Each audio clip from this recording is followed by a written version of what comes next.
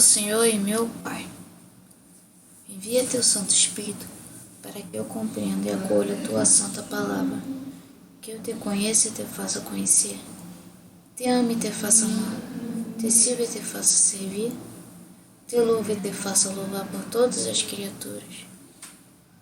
Faze, ó Pai, que pela leitura da palavra os pecadores se convertam, os justos perseverem na graça e todos consigamos a vida eterna. Amém. Quando rezamos, falamos com Deus. Quando lemos a Sagrada Escritura, Deus fala conosco. São Jerônimo. Daniel, capítulo 7. No primeiro ano do reinado de Baltazar, rei da Babilônia, Daniel, estando em seu leito, teve um sonho e visões surgiram em seu espírito. Consignou por escrito esse sonho e a substância dos fatos. Assim se manifestou. Via no transcurso de minha visão noturna, os 4 ventos do céu precipitaram-se sobre o grande mar. Surgiram das águas 4 grandes animais, diferentes uns dos outros. O primeiro parecia-se com um leão, mas tinha asas de águia. Enquanto o olhava, suas asas foram-lhe arrancadas. Foi levantado da terra e erguido sobre seus pés como um homem, e um coração humano lhe foi dado. Apareceu em seguida outro animal, semelhante a um urso. Erguia-se sobre um lado e tinha a boca entre seus dentes 3 costelas. Dizia-lhe: vamos, devora bastante carne. Depois disso, vi um terceiro animal, idêntico a uma pantera, que tinha nas costas 4 asas de pássaro. Tinha ele também 4 cabeças. O império lhe foi atribuído. Finalmente, como eu contemplasse essas visões noturnas, vi um 4º animal medonho, pavoroso e de força excepcional. Possuía enormes dentes de ferro. Devorava, pois, depois triturava e pisava aos pés o que sobrava. Ao contrário dos animais precedentes, ostentava 10 chifres, como se estivesse ocupado em observar esses chifres. Eis que surgiu entre eles outro chifre menor, e 3 dos primeiros foram arrancados, para dar-lhe lugar. Esse chifre tinha olhos idênticos aos olhos humanos, e uma boca que proferia palavras arrogantes. Continuei a olhar até o momento em que foram colocados os tronos, e um ancião chegou e se sentou.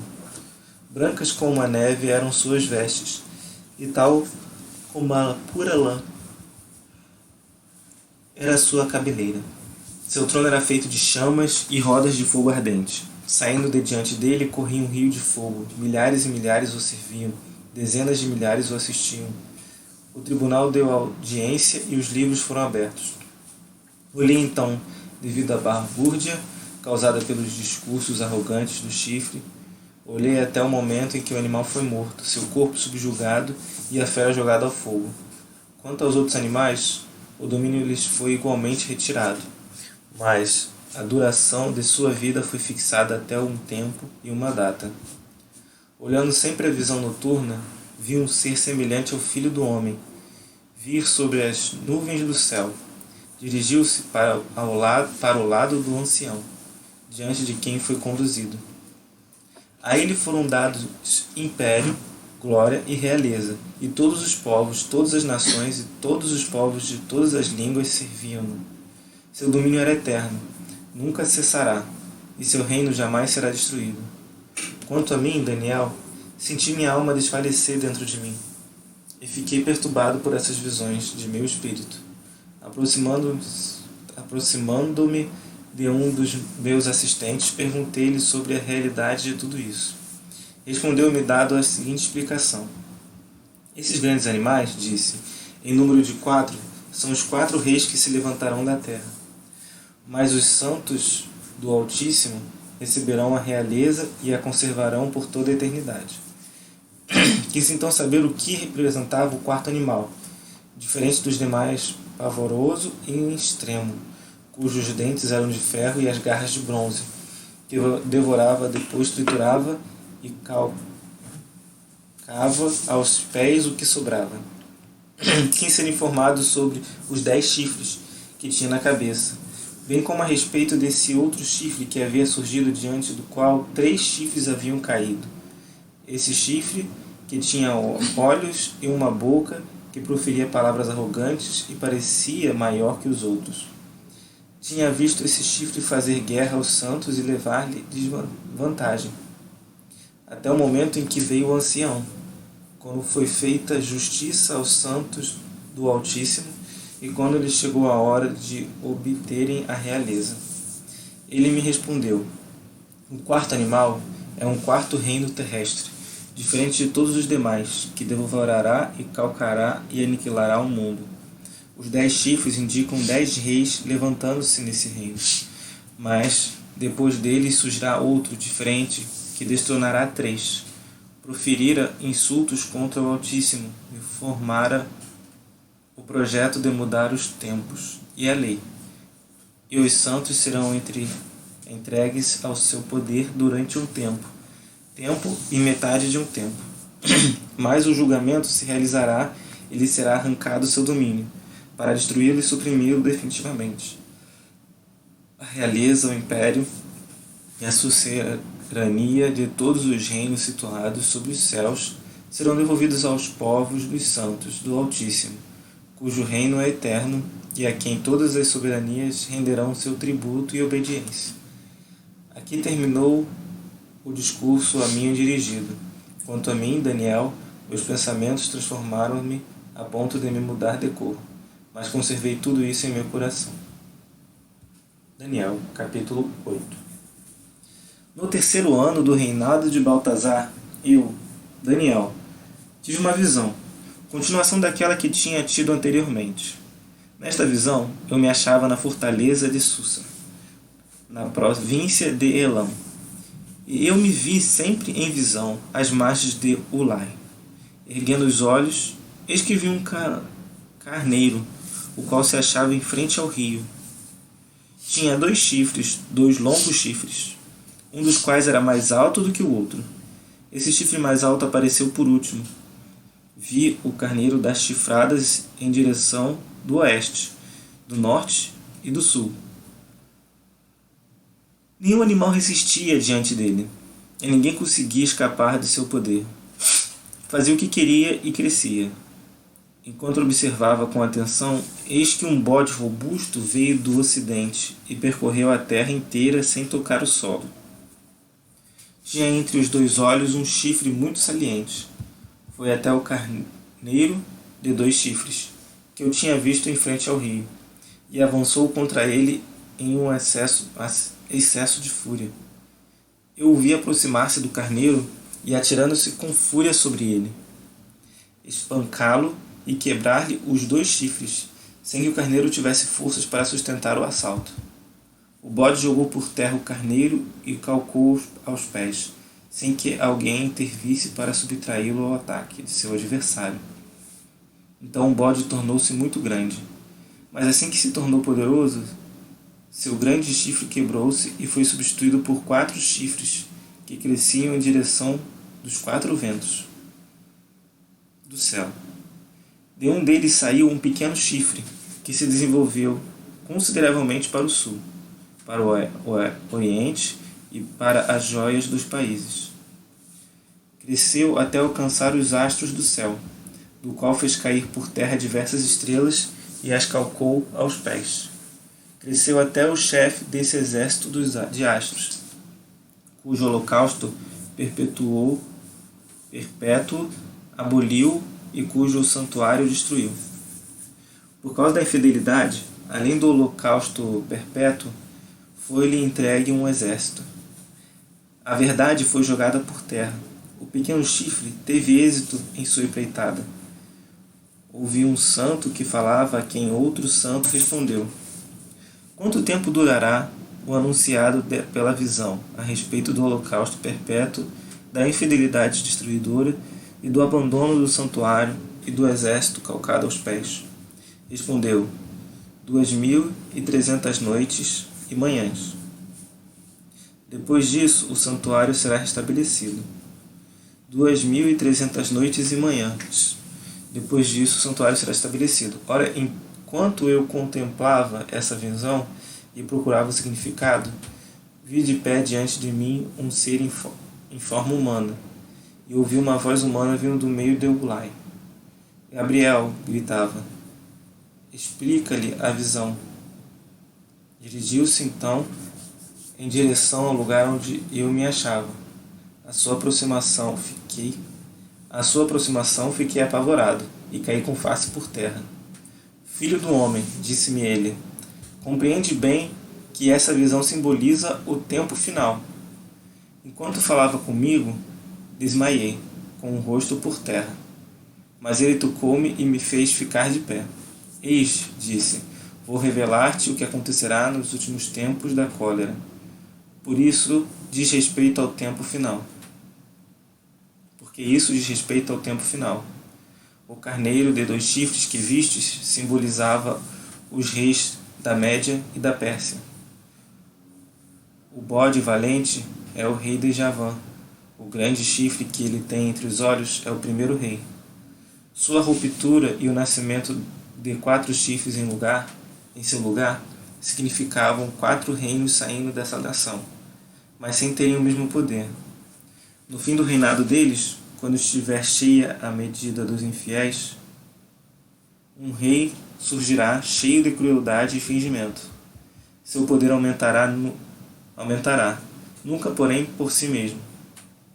Fará monstruosas devastações, terá êxito nas suas empreitadas, exterminará os poderosos e o povo dos santos. Graças à sua habilidade fará triunfar sua pérfida.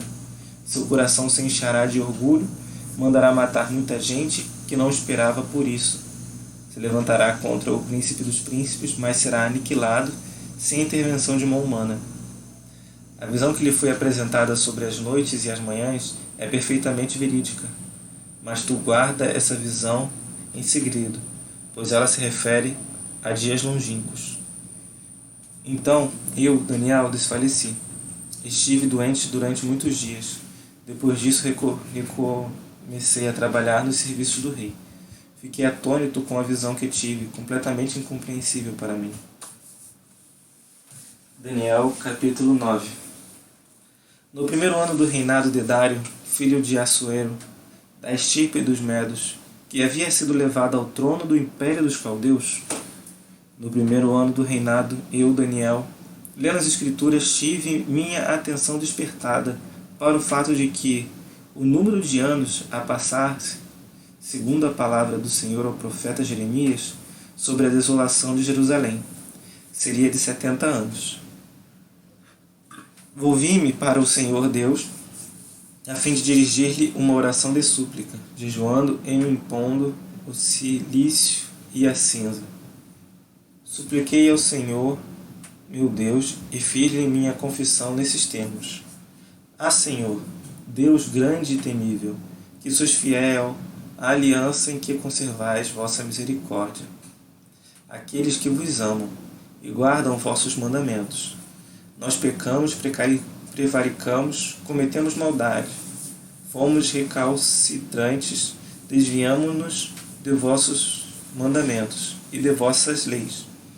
Não escutamos vossos servos, os profetas que falaram em vosso nome a nossos reis, e nossos chefes a nossos antepassados, e a todo o povo da terra.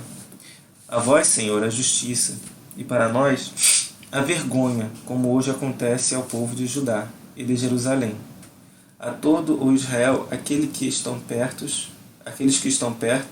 e aqueles que estão longe, em todos os países onde os haveis dispersado por causa das iniquidades que cometeram contra vós.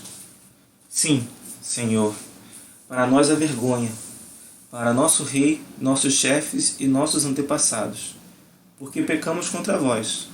Ao Senhor, nosso Deus, as misericórdias e o perdão, porque nós nos rebelamos contra Ele. Recusamos ouvir a voz do Senhor, nosso Deus. Não seguimos as leis que Ele nos oferecia pela boca de seus servos, os profetas. Todo Israel transgrediu vossa lei, e se desviou a fim de não obedecer à vossa voz. Por isso a maldição e a imprecação que figuram na lei de Moisés, o servo de Deus, caíram sobre nós, porque pecamos contra ele. Pôs em execução as ameaças proferidas contra nós e contra nossos governantes. Descarregou sobre nós tais calamidades, como jamais sobre o céu aconteceu, coisa semelhante àquela que fulminou Jerusalém. Foi de acordo com a lei de Moisés que nos sucederam essas desgraças. E nós nunca procuramos abrandar o Senhor, nosso Deus, renunciando às nossas iniquidades e dando atenção à vossa verdade. O Senhor não se descuidou do castigo e o descarregou sobre nós, porque o Senhor nosso Deus é justo em tudo que faz. Mas nós não escutamos a sua voz. Mas agora, Senhor, nosso Deus, que tirastes vosso povo do Egito por um desígnio de vosso poder, e do qual vos fizestes uma glória que perdura ainda hoje, nós pecamos, nós prevaricamos. Senhor, dignai-vos pela vossa misericórdia afastar de vossa cidade santa, Jerusalém, vossa cólera e vossa exasperação, porque é devido às nossas iniquidades e aos pecados de nossos antepassados que Jerusalém e o vosso povo são alvo de insultos de todos os nossos vizinhos. Ouve, pois, Senhor, a prece suplicante de vosso servo. Por amor a nós mesmos, Senhor, fazei irradiar vossa face sobre vosso santuário deserto. Ó meu Deus, ficai atento para ouvir-nos.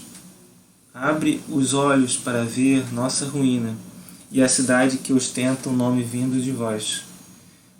Não é em nome dos nossos atos de justiça que depositamos a vossos pés nossas súplicas, mas em nome de vossa grande misericórdia. Senhor, escutai. Senhor, perdoai. Senhor, ficai atento. Age. Porque vosso próprio amor, ó meu Deus, não demoreis, pois vosso nome foi dado à vossa cidade e a vosso povo. Eu falava ainda, pedindo, confessando o meu pecado e o do meu povo de Israel, depositando aos pés do Senhor, meu Deus, minha súplica pelo seu monte santo. Não havia terminado essa prece quando se aproximou de mim um relance. Era a hora da oblação da noite. Gabriel, o ser que eu havia visto antes em visão, deu-me, para meu conhecimento, as seguintes explicações. Daniel, vim aqui agora para te informar. Apenas havias iniciado a tua oração e uma palavra foi pronunciada. Eu veio desvendá-la a ti, porque és um homem de predileção. Presta, pois, atenção a esse oráculo e compreende bem a sua revelação. 70 semanas foram fixadas a teu povo e a tua cidade santa, para dar fim à prevaricação, selar os pecados e expiar a iniquidade, para instaurar uma justiça eterna, encerrar a visão e a profecia e ungir os santos dos santos. Sabe, pois, e compreende isso. Desde a declaração do decreto sobre a restauração de Jerusalém até um chefe ungido haverá 7 semanas. Depois, durante 72 semanas, ressurgirá, será reconstruída com praças e muralhas, nos tempos de aflição. Depois dessas 72 semanas, o ungido será suprimido, e ninguém será a favor dele. A cidade e o santuário serão destruídos pelo povo de um chefe que virá. Seu fim chegará com uma invasão, e até o fim haverá guerra e devastação decretada. concluíra com muitos uma sólida aliança por uma semana, e no meio da semana fará cessar o sacrifício e a oblação. Sobre a asa das abominações virá o devastador, até que a ruína decretada caia sobre o devastado.